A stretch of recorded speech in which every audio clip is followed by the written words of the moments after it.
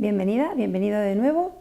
Estamos en la asignatura donde seguimos en el juego. Vamos a entrar en el tema 3 y estamos ya avanzando. ¿Con qué pelotas vamos a jugar ahora en este tema? Pues con la organización en el aula de formación profesional y con el diseño de actividades educativas. Vamos a ver todo aquello que condiciona estos aspectos. En cuanto a la organización del aula en formación profesional, en cualquier aula en general, pero sí que es verdad que algunas de las cuestiones las vamos a centrar en la experiencia que tenemos en formación profesional. Nos llama la atención que normalmente en las primeras filas se sientan estudiantes que tienen más interés, que están más preocupados o a veces incluso que están condicionados o que están obligados por un docente o algún tutor. En la zona central suelen sentarse aquellas personas que en general se mueven con cualquier tipo de alumnos y que se sienten cómodos en el aula, que no necesitan ni estar en primera fila ni tampoco hacia atrás. Y las últimas filas del aula, donde normalmente llegan los últimos o incluso aquellos que no les interesa mucho la materia, o no tiene por qué ser siempre así como acabo de decir, pero sí que hay que tenerlo en cuenta a la hora de cómo los propios alumnos se distribuyen voluntariamente en el espacio y en el aula. Por eso es importante que estas cuestiones las podamos tener en cuenta a la hora de nosotros organizar el aula. Es decir, ¿qué tendríamos que tener en cuenta?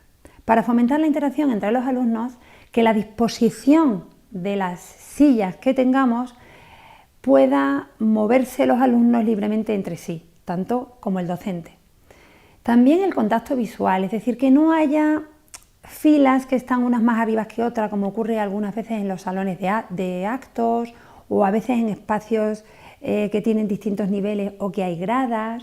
Es decir, que si tenemos un aula amplia y con sillas móviles, los podemos colocar de forma que nosotros las podamos usar en función de la actividad. Y que todos tengamos más o menos el contacto visual, es decir, los alumnos entre sí y también con el docente.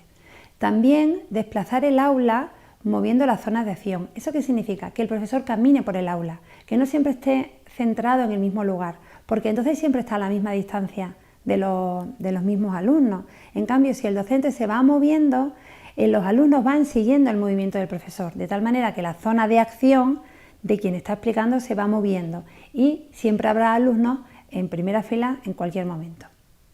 Y por último, se recomienda también el cambio de asientos. Es decir, que indistintamente los que se sientan en un lado se sienten en otro, adelante o atrás, o a la derecha o a la izquierda, o en el centro y en los laterales, para que haya variedad y no siempre se condicionen a estar siempre a un lado o a otro con los mismos compañeros.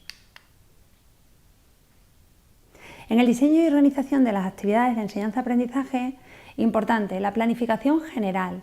Las actividades no las diseñamos de una forma independiente, tienen que estar insertadas en una planificación global de la unidad de trabajo.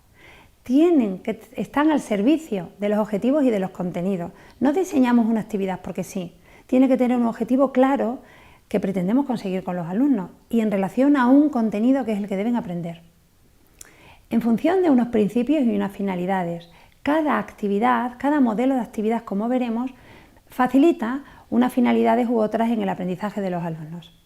Y en la secuenciación de las actividades tener en cuenta que hay actividades que podemos diseñar para introducir la clase, también actividades para explicar en el desarrollo de los contenidos y también para concluir una clase, es decir, para valorar cómo hemos trabajado esos contenidos.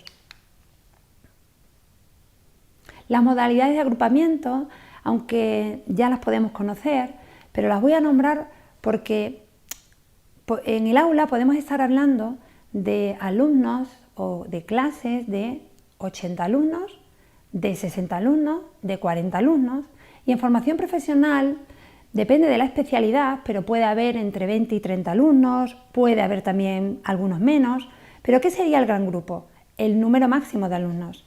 Si nos movemos en 25 alumnos o 20 aproximadamente en formación profesional, depende, según la especialidad, pues ese sería el gran grupo. El grupo medio estaría en 12 alumnos, 13 alumnos. El grupo pequeño estaría en 2, 3, 4 alumnos, depende de las actividades que queramos diseñar y también el trabajo individual es aquel que cada uno hace independientemente.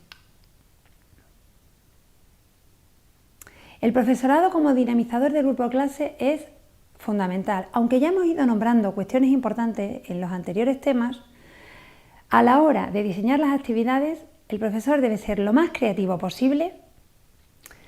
¿Y eso qué quiere decir? Pues que utilicemos técnicas diferentes, que utilicemos las paredes, que utilicemos el material que tenemos en el aula, que utilicemos el material que los alumnos pueden traer al aula.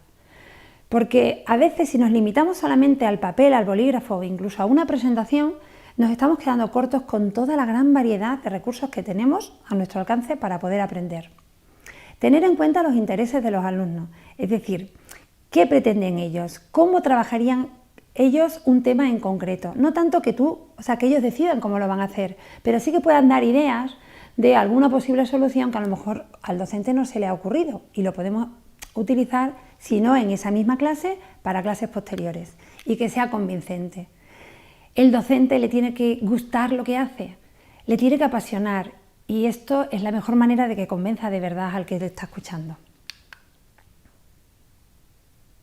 Y hemos terminado el tema 3.